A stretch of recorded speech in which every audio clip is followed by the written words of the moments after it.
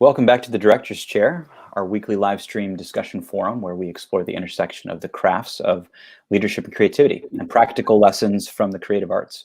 Two crafts and, again, disciplines that are vitally important to one another and take a lifetime to master. Last week, we explored one of our oldest creative crafts and oldest traditions in storytelling, leaders as storytellers, and how this craft might be applied as an effective and vitally important leadership tool. Today, we're going to explore another closely related craft, the performance of story, theater. And I'm going to lead in with a statement I firmly believe, which is that the boardroom can benefit greatly from the study of the stage. Theater, or acting as a craft, centers around the ability to empathize with characters, convey feeling in believable ways, and also to mask one's emotions, to think on one's feet in situations of high stress, creating conditions even that force one to develop trust in others, specifically in the case of improvisation on stage, which we'll touch on at some point today as well. We're going to explore some of this over the next hour or so. I've been particularly excited to address this topic. And so, Brian, I'm going to ask you to take the director's chair first here for us. As an actor and as a multi-time CEO and successful business leader, with a specific prompt here, if you'll permit me. Sure. I want to put us here in a moment and ask you to counsel me. Years ago, at roughly the age of 18, I was completing high school and considering what I would study at university.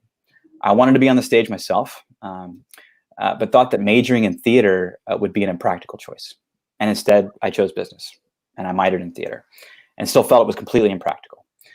So can I ask you, tell me what you would have counseled when considering that pairing? Is there a practical connection between business and theater? Can business learn anything from the actor's craft? I'll start first by saying that business is theater. Full stop, period. Business is theater. And I gave myself a similar level of counseling when I was 17. I wanted to play football and other sports when I was in high school. And my mom was really smart, said, Brian, they bus you to this rich person high school and they have a great theater program. And I don't want to hurt your feelings, son, but you're not that fast. And you're not that big, and you're not that good of an athlete, but you can sing like a bird. So why don't you go ahead and do that? So I did. And since my first audition, I worked hard at it. I've been the lead in almost every theater production I've ever been in, or a prominent role. But there's a punchline, that's not bragging. So I did some summer stock theater. And then when I was 17, I graduated high school early. And there was a former Broadway guy named Steve Billig, and he was the director of this summer theater program. And at the end of it, I did this thing called How to Succeed in Business Without Really Trying. And I played Finch, who was the lead role. And Steve knew that I was thinking about joining the military because I didn't really do very well in college testing, and my family had no money. And he said to me, he said, Brian, and he knew that I had also auditioned at DePaul and got into the Goodman School of Music. And he said to me, you should do this for your life, Brian. But I know you're going to go into business and join the Army, and then you're going to business afterwards, but this is what you should do. And I remember even as a kid, I said, Steve, but I didn't quite say it in this way, but isn't business, if you're really good at theater and emotions and communicating, or you aspire to be that, isn't that what business is about? So ultimately, I ended up joining the Army, but I never forgot about business as theater. So the counsel that I would give you, your 18-year-old self, is the same counsel that I give myself as my 17-year-old self, and the same counsel that I give my now 18-year-old daughter, who is enrolling at the Miami University, Ohio. She's going to be on their national championship speech team. And my advice to her is, you can major in theater. I love theater majors, love to hire them. You can minor in it. But the communications skills that you've learned in years of theater in high school and in speech team will pay far more dividends than any quant class, statistics class, data analytic class, whatever, than you could ever imagine.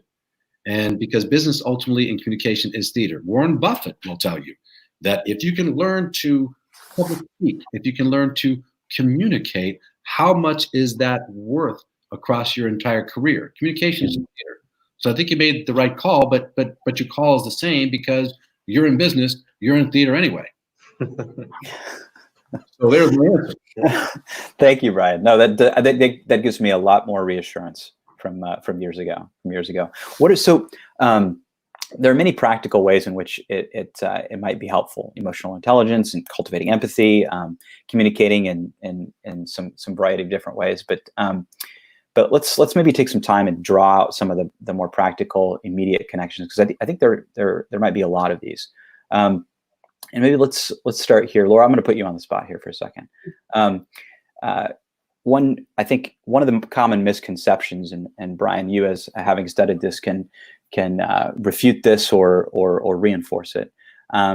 But I've heard that the common misconception for those that maybe haven't spent as much time looking at theater, spending time in theater, is that it's often about faking emotions, and that actually the counterpoint to that is that one of the actor's greatest, one of the things they rely on as a methodology is internalization, meaning that one will not act out his or her emotions, but actually channel often very personal memories and feelings to genuinely feel what their character feels.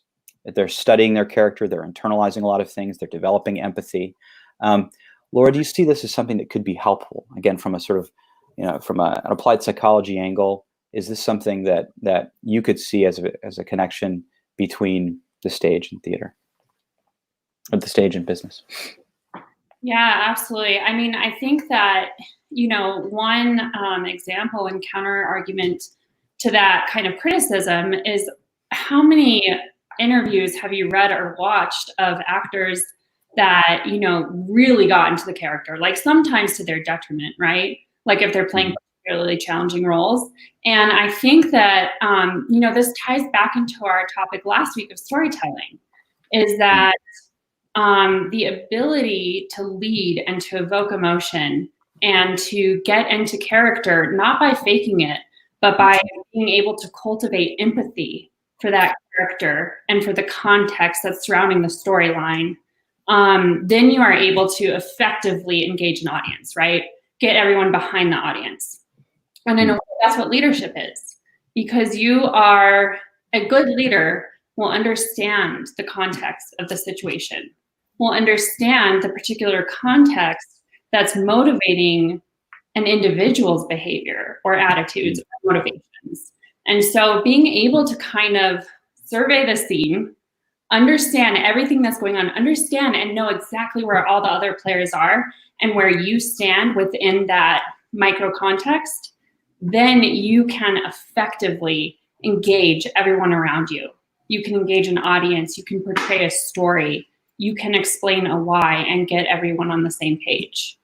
So you're kind of tapping into a lot of those leadership skills that, when you strip them down, are the basis of human emotion, empathy, fear, excitement, wanting to hear more, right? You're engaging. It goes back to that, when you're present, when you're watching a really good performance, you're totally enraptured by it, you're totally present.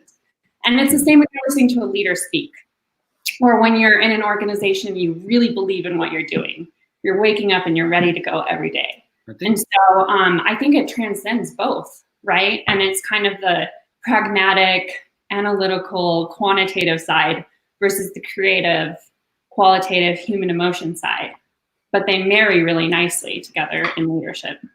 And so you're talking about largely like developing a stronger degree of emotional intelligence in leaders, which is very important, not just as maybe an audience member, which you also referenced, but I imagine, again, maybe Brian, this is something you could maybe speak to as well. You're as an actor and as studying characters and trying to get inside their heads. Is that helpful, or has that been helpful to you in cultivating your own emotional intelligence? Well, I want to go back to some of the things that Laura was saying. I think she's getting into moments. So many of us have taken, if not all of us have taken, our communication 101 class in college. And a good instructor will say, get into your moment. And then one way to get into that moment is they will all tell you to visualize the needs of an audience. So that's real helpful. What does this audience need?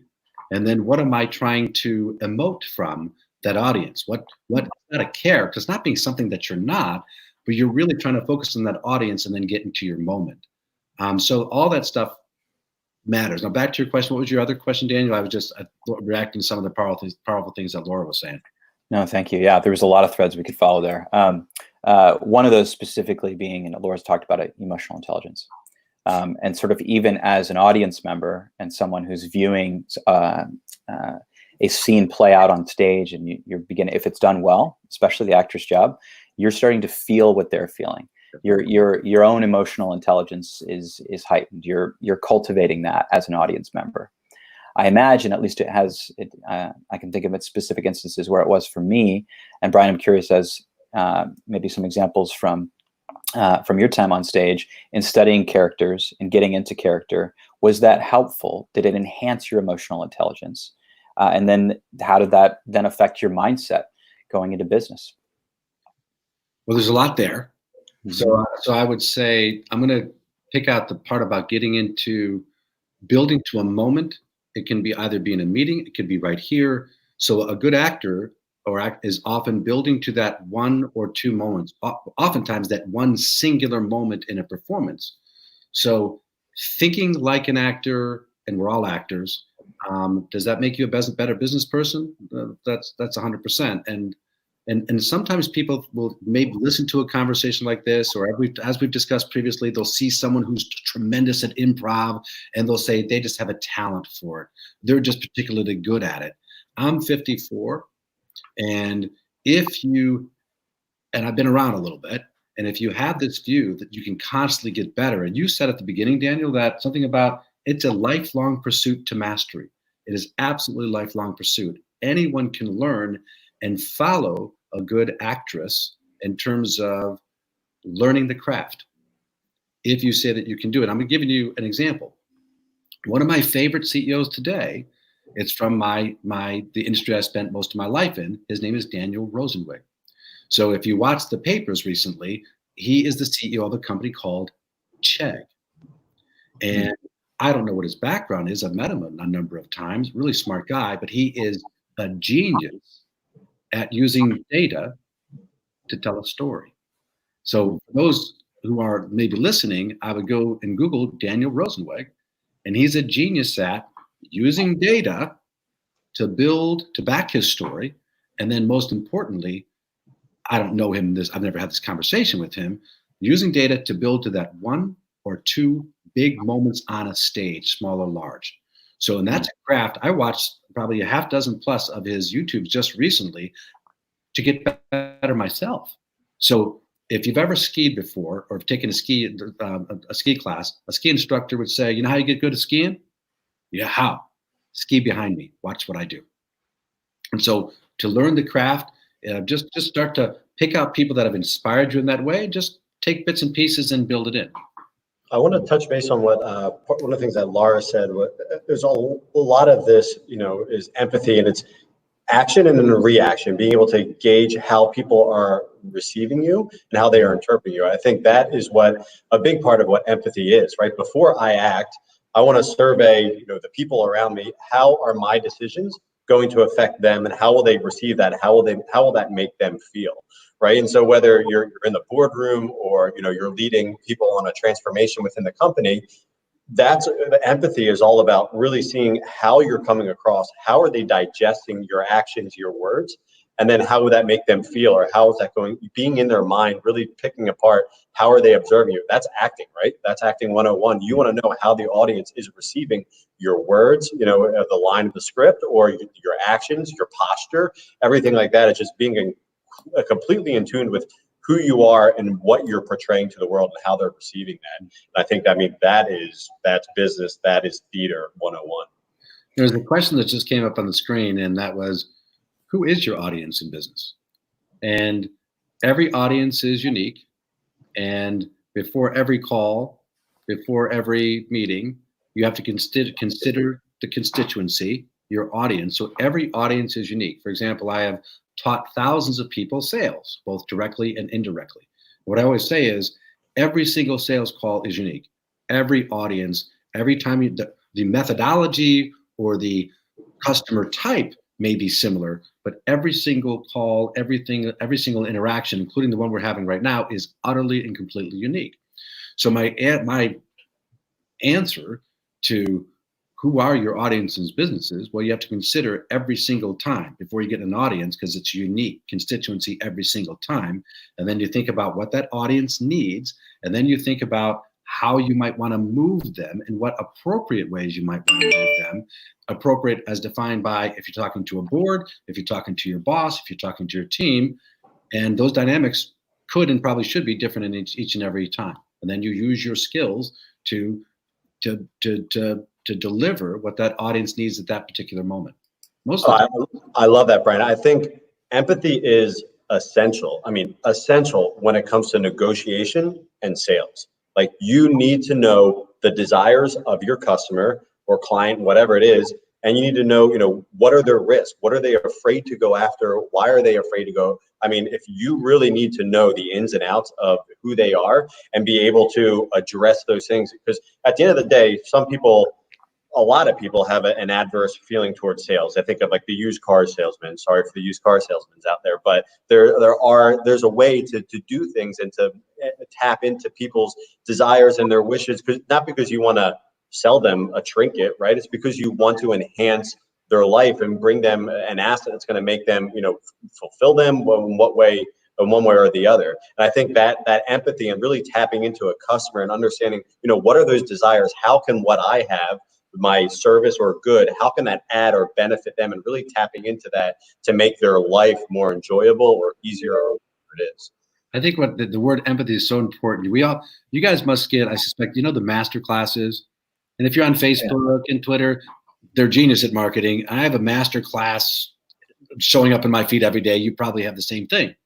Well, they have this master class. I forget what the guy's name is, and I've not taken it, even though we have a subscription to it. And he's a FBI, or was an FBI negotiator. So in the masterclass advertisement, he says, listen, I negotiate or have negotiated high stakes, the highest of stakes negotiations in life. And he was basically talking about theater. But then he said, all I know is this: in every negotiation, if you don't express empathy early and often, in my field, he said, I'll get people killed. But in other fields, you'll lose your deal. So I think you're dead on, Tom. Empathy is what a great actor or actress or business person, business leader has in their soul if they're really good. And Dan Rosenberg, this tech guy, is something we should all check out, because he can give a master class on that for sure. And his stock just went up 40% 3 days ago. So the data shows that he knows what he's doing. He's doing something right. Doing something right. Well, good. So Tom, I want to follow that thread on empathy a little bit, and maybe even turn it on its head a little bit. So it's often said in theater that the show must go on, right?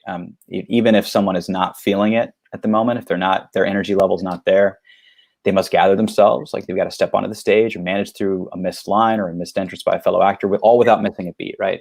They have to conjure up the right emotions within themselves in order to react to what the scene requires, what the people you're working with are conveying, what you gather, to your point, their needs are, or at least their characters' needs on the stage. In the case of the boardroom, are people reacting to you well? If not, you've got to turn it up. You've got to ratchet it up, even if you're not feeling it. As a former combat officer and captain in the U.S. Army, I mean, you're no stranger to stress and leading under high stress situations in which people need to see the right level of emotion or decisiveness. How does the show must go on, putting on the right face and the right energy in the right situation, responding to people's reactions when you can see them breaking down in front of you? How is that applied to you and your previous?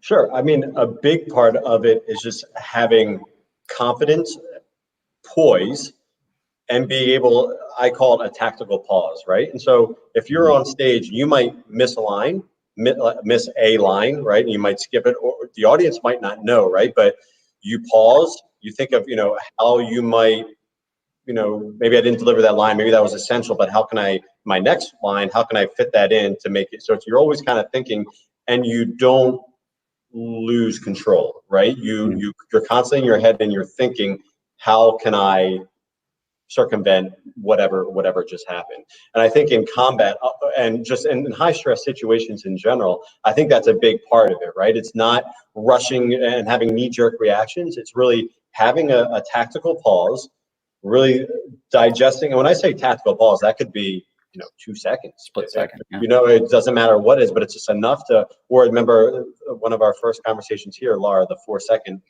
breathe in, right? Just That's it, right? And it just gives you a little bit of time to settle yourself down, to settle that nervous system, and really start digesting what just happened, and then be able to make recommendations or orders to make things better. So a lot of it is just having that poise on stage. And even if things are crazy and hectic and you don't know what's going on, you just got to push it away. You push it away as fast as possible. Take that tactical pause. Don't get that tunnel vision. Be sensory, take everything in, like we're talking about, cause, react, and then make a decision off of that. So it's not being knee jerk, but it's taking that slow tactical pause, understanding where things are at, and then adjusting accordingly and delivering to the people, soldiers, whoever, what is needed in order to keep them moving one foot in front of the other. Can we talk about team character selection for a second? And what I mean by character selection, actors and actresses, like a skier, would take a line on a character, right? They would get into the moment, and sometimes you can make the wrong character selection, who that character should be or could be. And I'm going to relate this directly to business. I spent a lot of time with a really talented person who is a VP of finance right now at a large company. And this person wants to be the CFO. And I had spent a lot of time with this person. And what I said to him, I noticed that you spend a lot of time with grimaces on your face and a little bit of this and a little bit of that. And we talked about character selection. I said, you want to be a CFO, you believe that the character of a CFO is tough. I got to make the tough calls. I got to be the no man or woman. The buck stops with me. And when I said, let me share this with you. Look around at the CFOs of a lot of these different companies and look at the character often that they play. They know they're the money woman or man. They know they can say no whenever they want to. So think more about taking the role of being the mayor. It's okay. You're going to get more information when you're the mayor. When you're spending time with your team and you're shaking hands and you're going out to dinners, you're getting real information. You can always say no, but you should come from a place of yes, no different than the mayor might. So in this case, I was advising that this person pick a different character line. And so when we see, let's take the evolution of certain actors, like Al Pacino. His early work is tremendous, right? We all know the movies. Godfather. Now his character line that he's choosing always seems to be screaming at the camera. So he has chosen a different character path, perhaps a lazier character path, but he's chosen a different character path. But you can change your character path and you can choose your character line at any point. But you have to choose a point of view, but it doesn't mean it's a forever line. And that forever line, as someone might say, what got you here won't get you there. You can make a choice about what character you're trying to play or what line you're taking. Brian, I love that comment. That brings me back to one of the most challenging questions that I'm asked is, hey, Tom, what's your leadership style? I go, geez, what is my leadership style, right? Like I almost feel like to be a good leader, you have to be a chameleon. You have to choose certain character lines, right? No two people are the same. So why should I be the same exact leader to everybody, right? And so it's really understanding your audience. Maybe I need to be the Al Pacino, yelling, screaming. That's not my style, so I probably wouldn't do that well, right? But other times, maybe I need to be a little bit more hand-holding in certain circumstances, And so you really need to understand, survey the audience, and realize, survey, the people that you want to inspire, that you want to encourage, you want to help them find their own leadership ability. But that takes many different, tactics and different techniques depending on, what stage of life you're in, what stage of life they're in, and what they're needing in that particular point in time. Tom, that's really interesting. Laura, I want to kick it to you here in a second, but I think, Brian, thank you for raising this, because I hadn't thought about it as, and I'll think about it going forward, as choosing a particular character line. But to Tom's point, this is one of the reasons that leadership requires a lifetime to master, because at the best and at the highest levels, the best leaders have the ability to adapt, to Tom's point, the ambiguity of your leadership style to different people whatever different situations are going to require of you as a leader, and you have to choose a different character line in each situation. You have to be able to shift gears. And if you can't shift gears, you're not going to get very far. And so that's just, this is crystallizing for me, at least. Thank you, Tom, Brian, what would have been probably the most helpful, very tactical point to understand when I was 18 years old, and kind of thinking through how this would be very practically helpful. So Laura, any thoughts on that as well?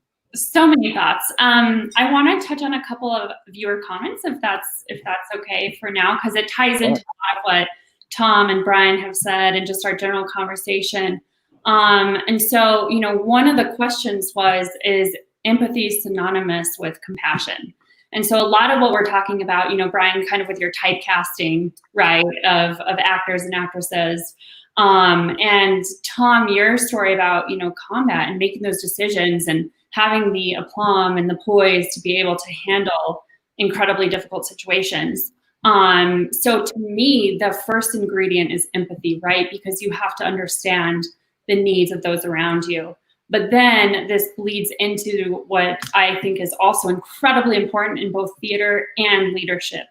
And that's self-awareness and situational awareness, which I want to get into in just a second. But, for me, empathy is a little bit different than compassion. And both are key ingredients in leadership. Both are key ingredients in performance.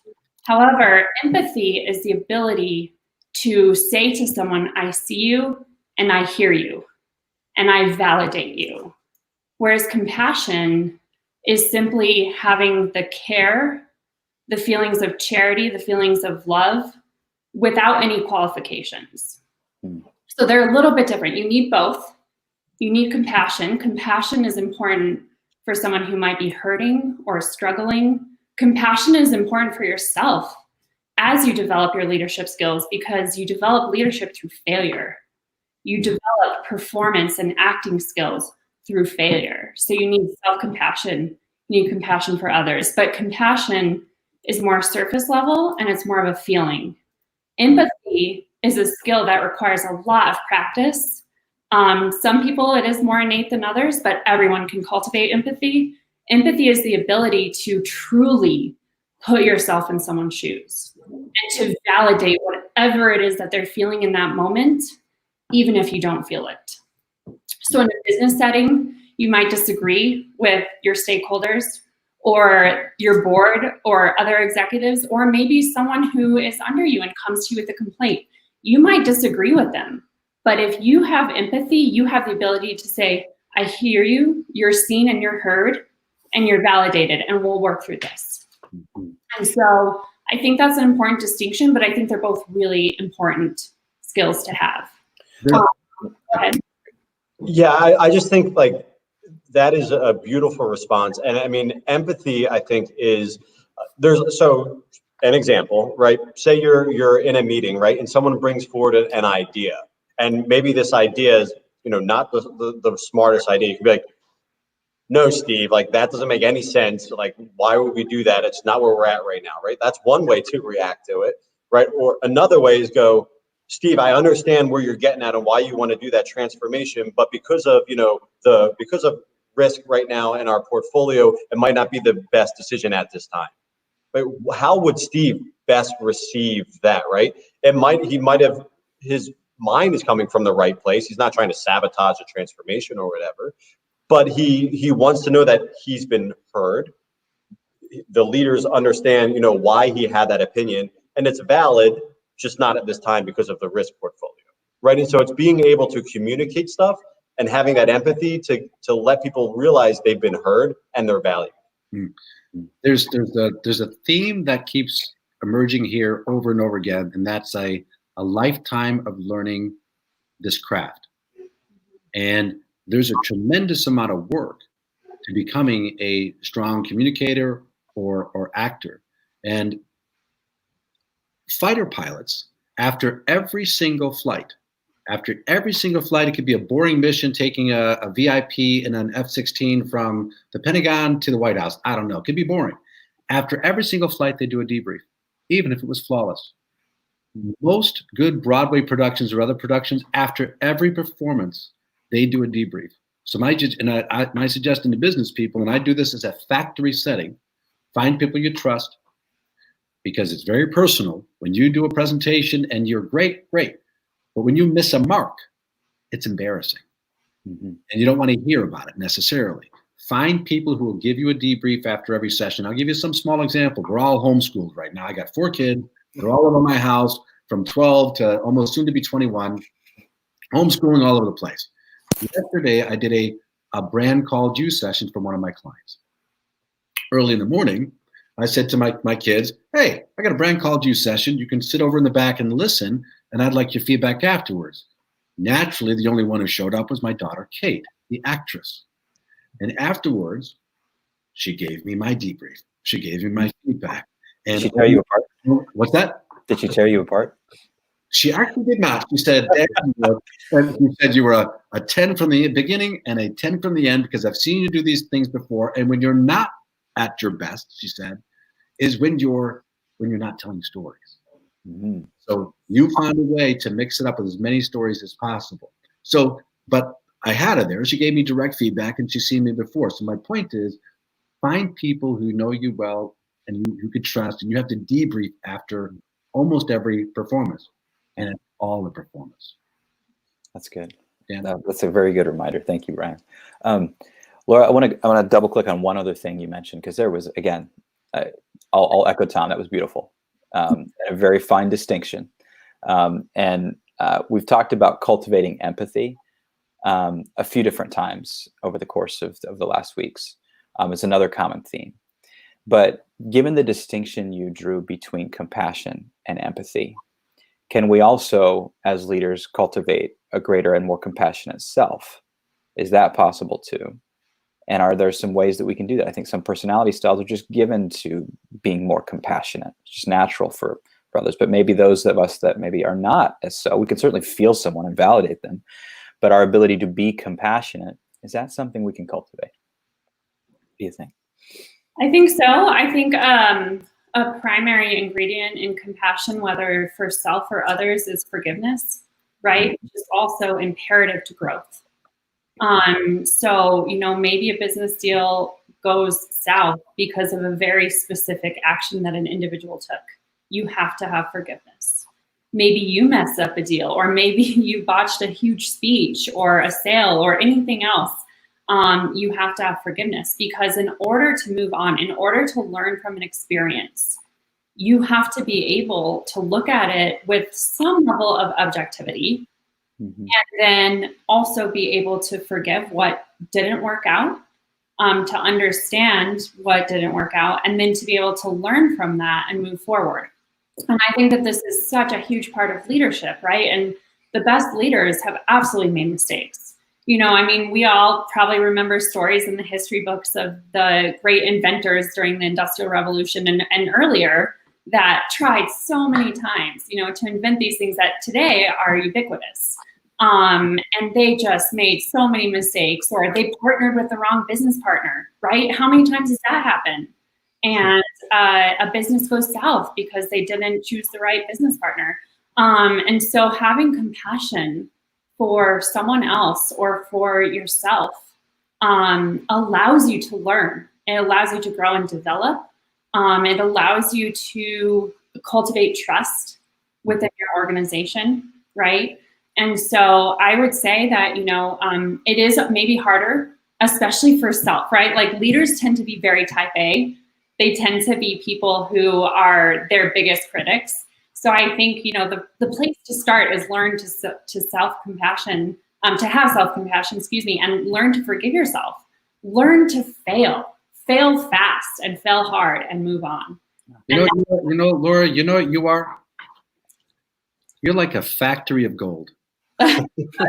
Because the whole time you're talking, and I knew you were going to get there, and you did. It's people have such a trouble forgiving themselves, and actors have to forgive a bad performance, and you have to forgive others. But it starts with self-forgiveness, and people often spend their whole life not getting past that.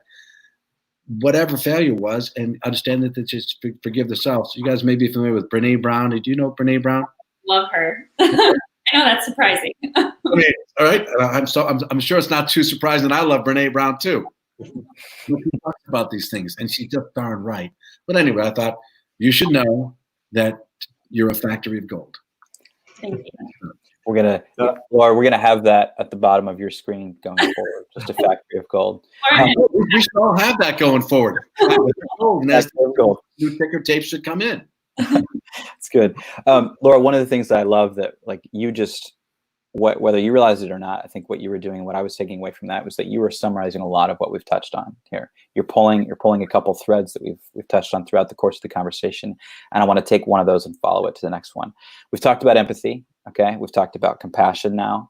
One of the ones that I was not thinking about as much, but sort of dawned on me as you were talking, is we've certainly got to forgive ourselves and move forward, fail fast, and then move on. That's the case it's the case in the stage, it's the case in the boardroom.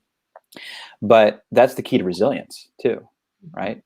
Is you've got to be able to forgive yourself in order to be able to move forward and move on. One of the things I often heard about when I was considering, a potential career on the stage was you've just got to be really just thick-skinned. Don't let a bad audition or a turn down for that lead role that you were seeking get to you. You've just got to have an incredible sense of resilience. And even then I was told, that's going to be very helpful in sales too. So, pursue that path.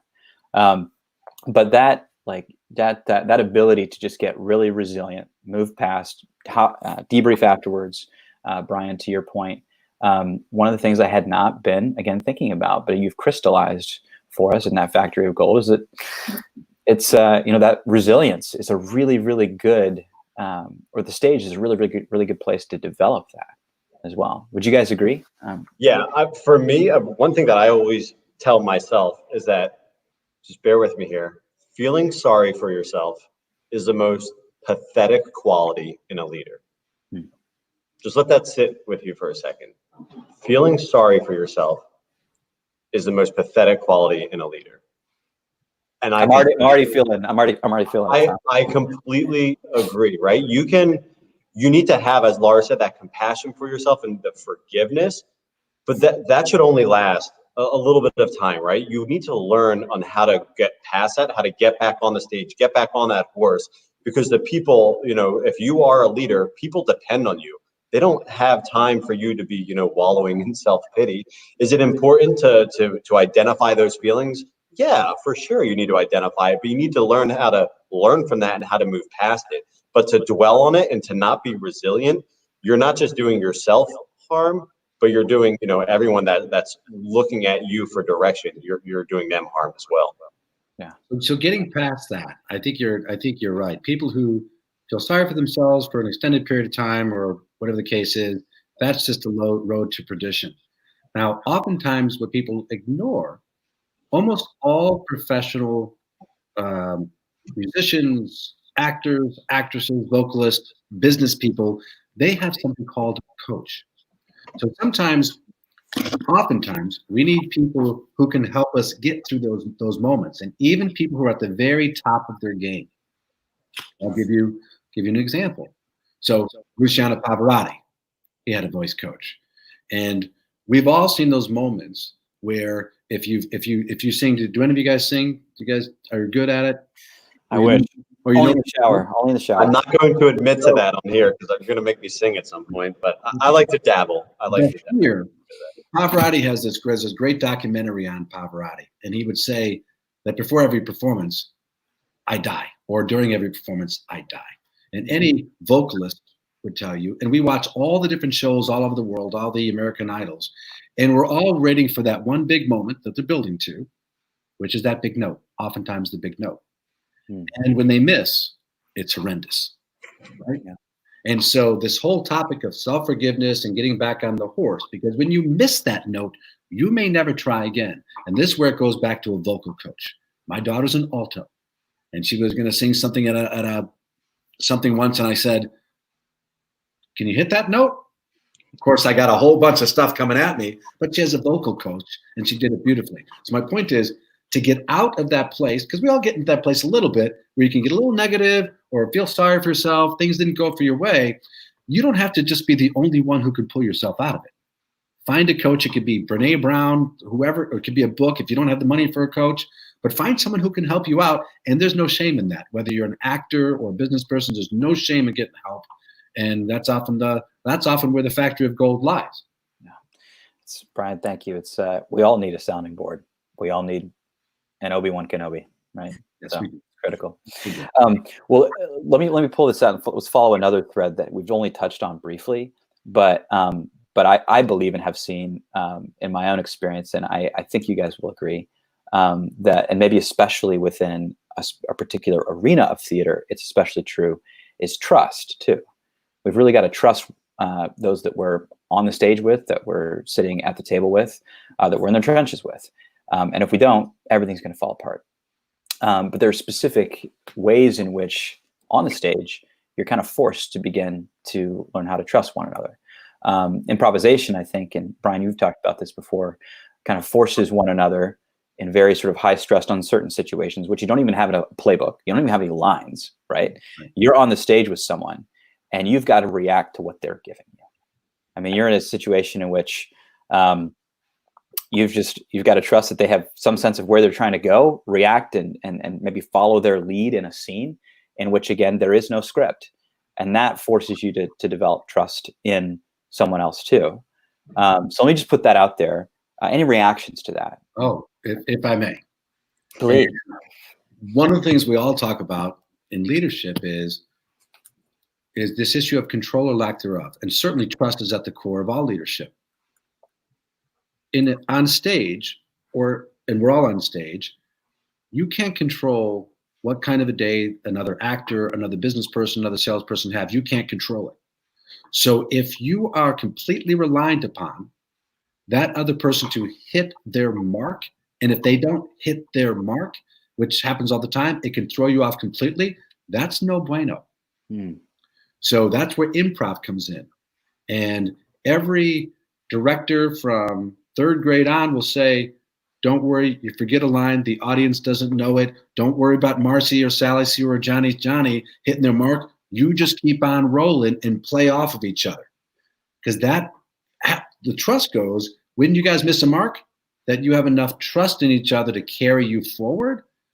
But if you're trusting someone else to hit their mark perfectly, because we almost never do, that's no good. But you have to have enough confidence. And if you start to think that, my God, Laura's got to hit her mark today. If it doesn't, I won't be able to tell my story in the right way.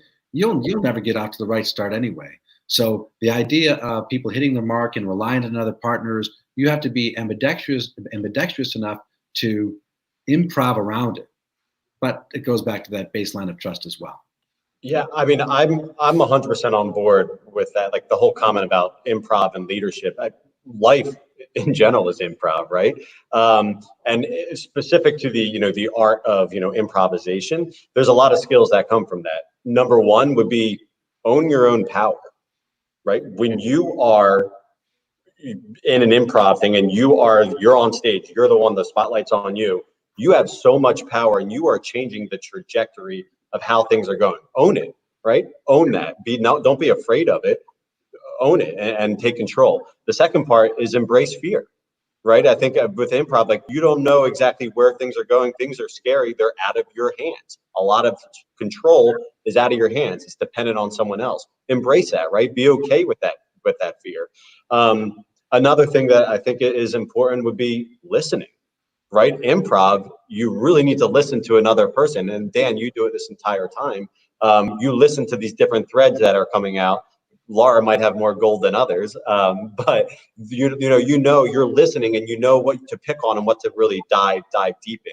And then I think a last skill set would just be agility, right? So to not have your feet implanted directly where they are and not being able to move or to be rigid, right? It's being able to kind of go with the flow, interpret the audience. Don't go down this pathway after you realize how people are receiving you. Maybe I need to switch it up and go down here. Really accept the audience and what's kind of happening and use that as input to change your style or the wording that you're using. So no, I mean, I think improv is leadership, life. That's all improv. Tom, as you're speaking, I was doing this as we were going, and Laura was heading in this direction. I just wrote down I just doubled the list of sort of hashtags to add to this, if you will. Sort of like you just talked about fear facing. You just talked about again, fear being the mind killer. You've got to face that and move through it.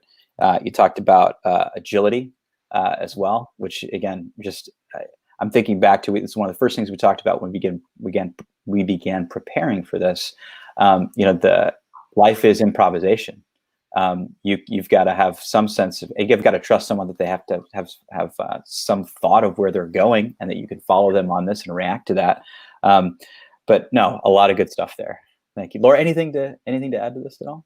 Yeah, I mean, the list that Tom just gave was great, and Brian Kibby really kind of set the table for us. But I just think that absolutely, life is an improv, right?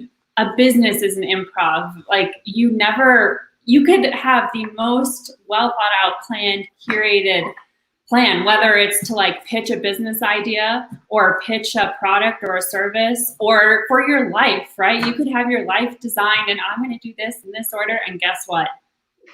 It could blow up. It probably will blow up. So you need resilience also, right? So resilience is huge. Agility and the ability to dust off your knees and move on. Agility and the ability to make quick decisions. Agility and the ability to quickly compose yourself, right? It goes back to Tom, like at the beginning of this discussion, and the way Tom had to make decisions in his previous role. I have to collect myself, even if it's 4 seconds of breathing, to be able to make that quick decision, to assess in the situation, to assess, what I'm feeling and getting from others. But then I would also say that, an important aspect of improv is trusting your own ability and trusting those around you, which ties us back to the beginning, right? And so how do you cultivate that? So I think this goes back to empathy, right? And compassion and self-awareness and situational awareness. And so this is absolutely something that transcends the stage to the boardroom. To even just an organization, and having the ability to improv. Maybe you're think about even just kind of the most mundane day-to-day tasks. Maybe one of your employees is out sick or has a kid out sick, and you were depending on them that day to deliver something. How do you improv? So these skills, your ability to think on your feet, your ability to be resilient, and to just move on is so important. And as you know, I'm a living advertisement for Second City, Chicago. Nearly every city that you have has a comedy club of some kind, or some kind of a theater center that offers improv training. And they're almost always great. Second City, I think they certainly have one in Chicago and New York. Take a team. It's not that expensive, but it's absolutely worth it, in a very safe environment to work with pros who do it for a living. It could potentially change your life. It's that good. Have to as soon as the theaters open back up, I think I know where I'm going. A big thing with that improv, I think, is that trust, right? At the end of the day, like, you're not the main character anymore, right? And in leadership, you shouldn't be the only character, right? Like, you are dependent on a lot of other people. And so I think this improv, number one, it lets you embrace your fear, lets you be agile, but it also allows you to collaborate a little bit more and realize, not just for yourself to realize it doesn't all rest on you, but lets your team realize that, hey, I'm really important too. I'm helping running the show. This collaboration is adding to whatever we have going on here. So a lot of it is not just, me and in this one position and I'm ruling the show and I'm the leader and I'm in front of the board, right? It's no way. It's bringing that collaboration and that sharing of ideas, I think, is that magic. It's a troupe, an acting troupe. Can we do a quick round robin, Dan? Because I know we're running out of time. But I would be curious to first actor or actress that comes to mind that you would recommend that we follow, that you've learned from the most in terms of whatever it is from their craft. The first actor that you've learned from the most and that you've been able to apply it in your life. Kind of curious. Who's the first that comes to mind for you, Tom? For me, that goes back to my favorite movie. So it would go with, I'm going to change it. I'm going to change it. I was going to go with Gladiator and Russell Crowe, but I think I'm going to change it, and I'm going to go with Gerard Butler. And the reason why I say Gerard Butler is because he is incredibly talented, and that he doesn't have a character line, right? He can go many different ways. He can go from 300, where he's big and ripped, right, to there was a P.S. I Love You. It was either that or even the Phantom in Phantom of the Opera, where he's singing. And so for me, it's that to be comfortable that, maybe society tells me that I can't be, in theater and sing, and that's not really like the manly thing to do. Look at this guy. He did that, and then he was 300, like the biggest butt kicker in the world, right? And so to me, it realizes that it's not necessarily, the character you're portraying, but it's what you're able to invoke in other people, and that feeling, and that he's just a mastery at different characters and can bring that out of the audience no matter what character he's playing, whether it is that, killer in 300 or, P.S. I Love You, a love story. And so it's just really interesting in how someone can tap into that artistry to really, to be something that they're not, I guess, right? And commit to their characters too. Yeah. How about you, Dan B? I've always liked Paul Giamatti. He's got some very good range. Very good at playing strong leaders too. If you've never seen the mini series on John Adams, Brilliant. I highly recommend it. It's Brilliant. it's phenomenal. And of course, even more recently, the show Billions, which is just a great watch as well. So that would be my pick. Great, right? How about you, Laura? Hilary Swank, because she chooses really gritty roles. From $1 Million Baby to Boys Don't Cry, like she has an ability to, and I think it takes an extraordinary amount of empathy to be able to put herself in these roles that are so incredibly gritty and challenging, and then she just nails them. And I think that they're roles that other people would necessarily shy away from because they might be afraid of tackling those particular characters, whether the challenges they've gone through, the marginalization that they've gone through, and she just seems to run at them head on and like bring it on. There's a reason I asked this question, and I'll give you my favorite current actress, and it's the issue of range. In business, we are often most impressed by people with great range. They understand their audience, they can communicate data, they can communicate to the board, they can wow an audience of 300 or 500 or 1,000. It's this notion of great range, as you said, Dan. And so my favorite current actress is Christina Applegate. You know who she is, Christina Applegate? Mm-hmm. The new second season of Dead to Me is coming out. And her range, because at her core she's a comedic actress, and her performance in Dead to Me is, you're in that moment like I've never experienced before. And so I can't wait for the next season that starts. But what I love about her is she has just such tremendous range, and she's such in the moment right now. And there are movies and TVs that we watch for an hour, we never think about again. And there are certain performances that impact us for months and years and become, in some ways, a part of our lives. So Christina Applegate's my favorite because of that issue of range right now. Brian, thank you. Now, this is a very good last question. In fact, it's a portent for where we're going next, which I'll come back to in a second. But let me try to summarize today for us, because this is, thank you. This was awesome. In fact, I'll talk about one last actor as we do. So Liam Neeson was said in one of his mid-2000 films that theatricality he referred to as a powerful agent. And when we were kind of thinking about today, it's one of the things that really kind of struck me is that it is a really powerful agent to be used for a leader in seeking to motivate and inspire, simply to convey information. But a lot of what we talked about today and sort of the ways that we can apply this: empathy, Laura, compassion, resilience, trust, cultivating trust in one another, fear-facing, Tom, to your point, and agility. A lot of this certainly comes down to how we play off of others and how we work with others. But one of the things that struck me as we were talking is like a lot of this is really about self-management and really controlling yourself so that you can be a good leader. I mean, facing your fears before you head on stage, learning to trust, learning to be more compassionate, and developing a stronger level of kind of self and situational awareness as well that we talked about. So thank you guys for this. This has been a lot of fun. But next time, actually, we're going to spend some time talking about some of our favorite actors, I think, Brian. So thank you for that. In films that we love and leadership lessons that we can take from those. I think even Mike Midas had a post on leadership lessons from film, and can we actually learn anything from film? Oh, yes. I'm a bit of a film buff myself, but I think there's a lot of really good examples that we can pull from film and really great scenes that are incredible allegories for leadership. So next time, that's where we're going to head and have a discussion around some of our favorite films.